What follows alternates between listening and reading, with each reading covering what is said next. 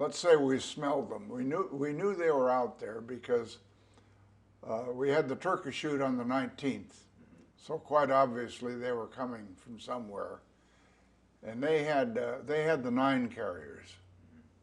And they had about 600 aircraft, maybe a little bit more.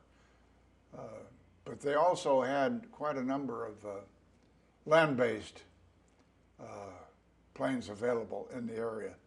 So the battle was really about 1,000 planes on each side if you just count them.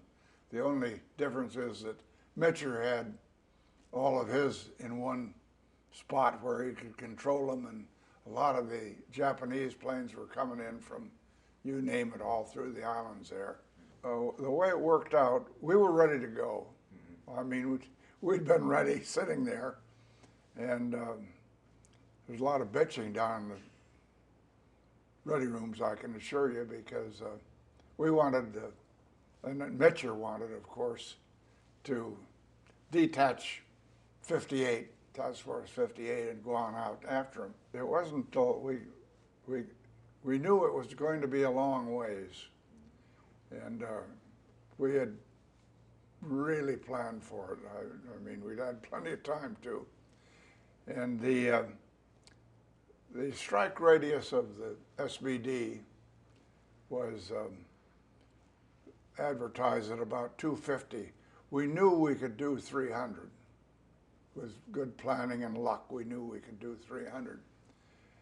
And so when we launched, we used a running rendezvous after bombers were last off because we didn't have folding wings. So we took off and started out, and the fighters and the torpedo planes then joined up, and off we went. Well, after we were airborne, we got this change in contact report, which put the fleet, at that time I figured we were going out 280, which was, you know, it was going to be tight, but we could do it.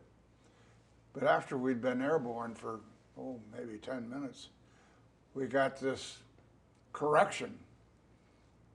The contact was a degree off in longitude, which at that latitude, which is practically a mile, practically 60 miles further out. So rather than a 280-mile mission, we had a 340, which most of us knew that the dive bombers couldn't make it, that is the SBD squadrons. When we finally hit the fleet, we were probably 20 minutes after most of the air groups had gotten in there. So we climbed up, slow climb, slow cruise, and by that time we could hear the action all going on, so we knew damn well the fleet was out there and where it was. It was getting dark. We had some clouds, white puffs. I was at about 12,000 feet. I'd started my high-speed run up, which was about 170. And all I could see was, I saw there were 3 carriers in this outfit that we went in.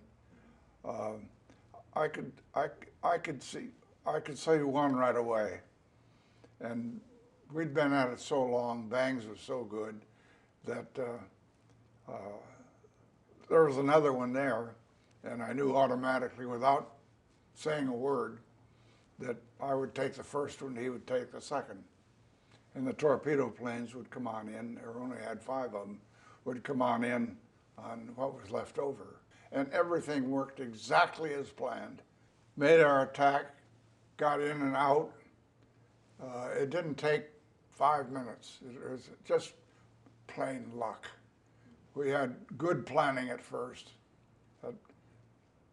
to get us there, but we also had plain luck. The targets were right there. As we pulled out, by that time it was getting kind of dark, pretty dark. And as planned, we went out, and I did a slow turn, or a slow turn to the left, at about 5,000 feet. And I picked up 9 bombers right away, and then I began to pick up a lot of spares from other air groups and so forth. As we got into the general area of the fleet,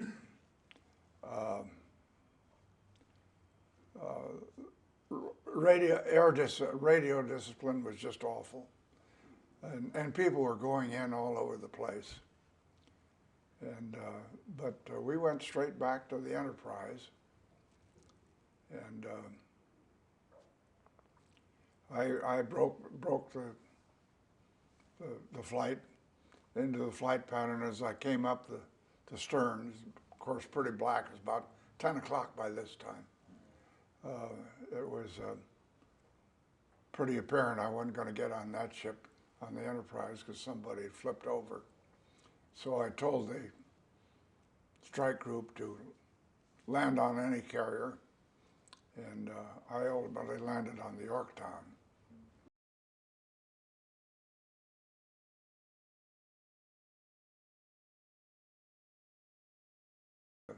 We had the SBDs, the only 2 squadrons left, Lexington and Enterprise, and I'd brought all my people back. And not only that, we did pretty well on hits, I think. And he wanted to know how we were able to do it without losing a lot of planes, because, you know, we lost, I think, pretty close to 100 planes that night. But we got all ours back.